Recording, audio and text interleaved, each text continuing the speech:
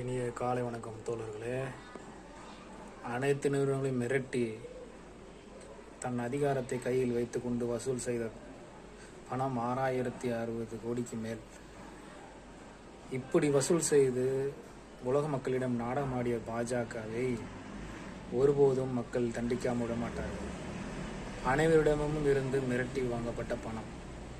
இப்பணத்தை ஆடம்பரமாக அரசியல் செலவுக்கு பயன்படுத்தி கொண்டு தனது அகங்காரத்தையும் ஆணவத்தையும் காட்டிய பாஜக விரைவில் நாட்டை விட்டு விரட்டப்படுவார்கள்.